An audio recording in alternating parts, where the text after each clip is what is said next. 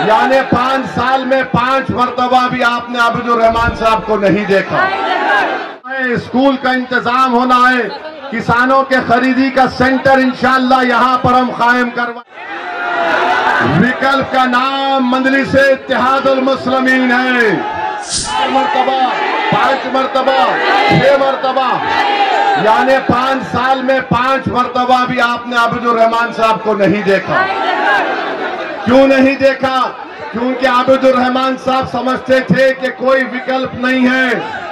मजबूरी की हालत में यहाँ की विधानसभा की जनता हमको वोट डालेगी, तो आबिदुर रहमान साहब ये समझ रहे थे कि विकल्प नहीं था। अब विकल्प क्या है? उस पार्टी का नाम क्या है? विकल्प का नाम मजलिस-ए-इत्तेहादुल मुस्लिमीन है। अब मजलिस आई है, यहां से मंजूर आलम साहब एक ताकतवर उम्मीदवार है। हम आपसे वादा कर रहे हैं, अगर आप मंजूर आलम साहब को कामयाब करते हैं इंशाअल्लाह, और मंजूर आलम साहब खातिर खा काम नहीं करेंगे, अगर वो काम नहीं करेंगे तो वैसी दोबारा इस विधानसभा को नहीं आएगा वोट मांगने के लिए।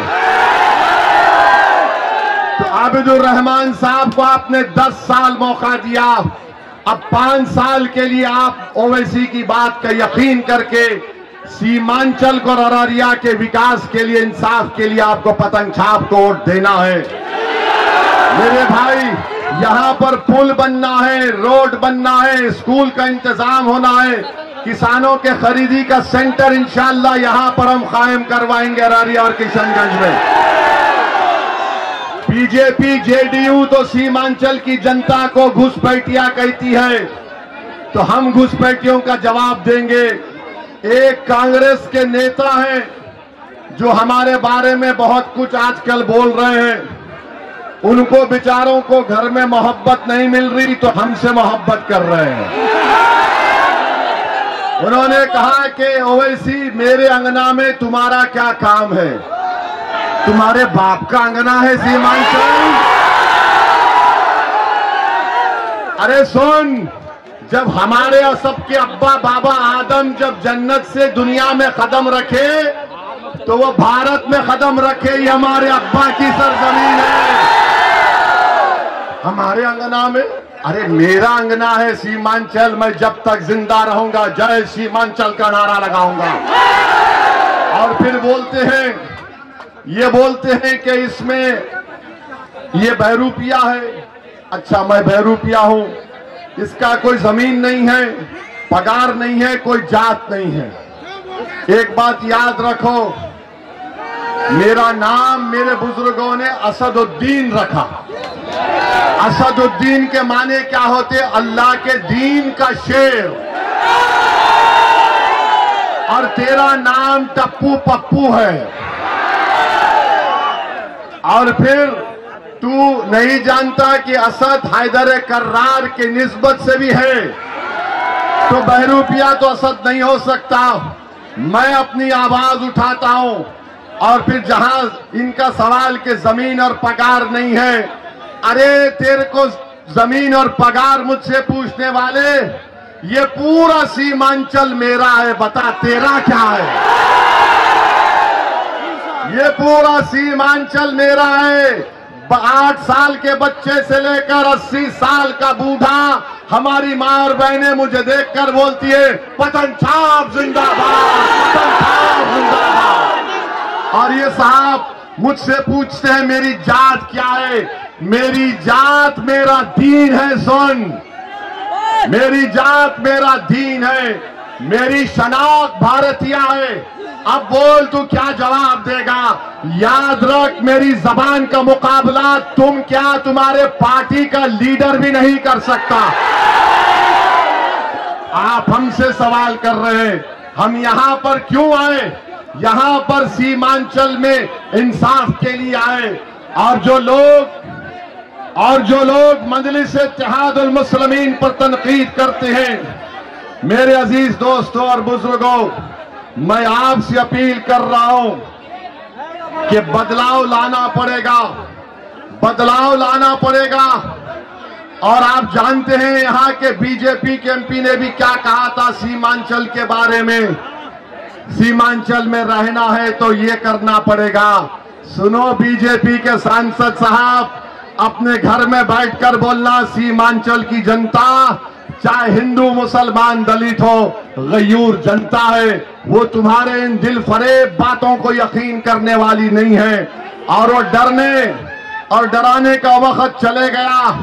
मैं बताता हूं, यहां पर बीजेपी को आपने देख लिया, जेडीयू को देख लिया, अब आपके सामने मंजलिस है।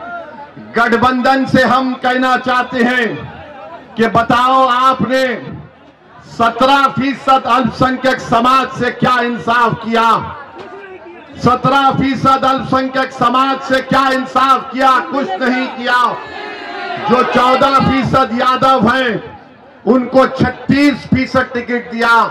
जो हमको गाली देते हैं, जो हमको बहरूपियार हमारी जात पूछते हैं, अरे 1960 से 2020 तक जितने बिहार में विधानसभा के चुनाव हुए, तुमको मालूम कितने मुसलमान विधायक हुए? सिर्फ 8%। 1960 से 2020 तक। तो जो हमसे हमारी जात पूछ रहे हैं, बताओ तुमने कितनों को कामयाब किया? अगर बैकवर्ड क्लास को लेंगे तो उनके करीब 40% कामयाब हुए। अगर फॉरवर्ड क्लास को लेंगे तो उनके करीब 40% के कामयाब हुए। आज आप मंजलिस पर उंगली उठाते हैं। मेरे भाई, मंजलिस से दुश्मनी इसीलिए है कि हर समाज और हर समुदाय की सियासी लीडरशिप हो सकती है, मगर अगर किसी की नहीं हो सकती, वो आपकी लीडरशिप नहीं हो सकती है। क्यों? क्योंकि वो चाहते हैं कि हम इनकी गुलामी करें। वो चाहते हैं कि हम इनके नेताओं के आगे दरी को बिछाएं। मंजलिस ये कह रही है कि दरी हम नहीं बिछाएंगे, तुम बिछाओगे। नेता हम बन के दिखाएंगे तुमको इंशाअल्लाह।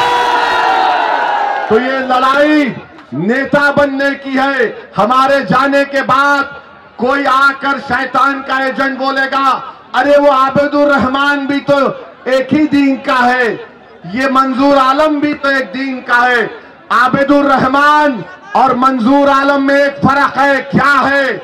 आबिदुर रहमान अपनी जबान नहीं खोल सकता जब तक कि उसके सियासी पार्टी के आका उसको हुक्म नहीं देते। आबिदुर रहमान की जबान है, मगर उनको गूंगा बनाकर रख दिया गया है।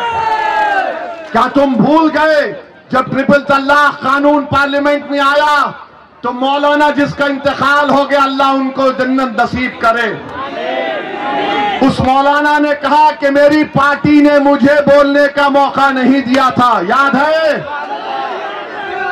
ये मंजूर आलम होगा तो इनको इस शर्त पर टिकट दे रहे। आपके दरमियान में खड़े होकर बोल रहा हूं, जब ये पटना जाएंगे तो पटना में बैठे हुए तमाम लोग जो गूंगे अंधे बहरे हो चुके हैं, उनको बताएंगे अरारिया के इंसाफ और यहां की तकालीफ को।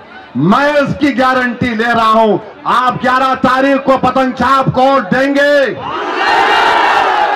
आप अपने इत्तेहाद को मजबूत करेंगे, आप सीमांचल की इंसाफ में मंजलिस को कामयाब करेंगे, आप सीमांचल से इंसाफ कराएंगे, आप सीमांचल के नौजवानों को अच्छा मुस्तकबिल दिलाएंगे, आप बच्चियों के तालीम का इंतजाम कराएंगे, आप पुल को तामीर करवाएंगे, आप ताटबंद का काम करवाएंगे। तो मंजूर आलम को 11 तारीख को पतंग छाप पर बटन दबाना पड़ेगा। जब सुबह में जाएंगे 11 तारीख को तो कलमे की उंगली उठाना और पतंग छाप दिखकर बटन दबाना, बिस्मिल्लाहिर्रहमानिर्रहीम। अल्लाह कामयाब और कामरान करेगा। तो नारा लगाइए, सीमांचल जिंदाबाद, सीमांचल जिंदाबाद, शेरशाहवादी जिंदाबाद।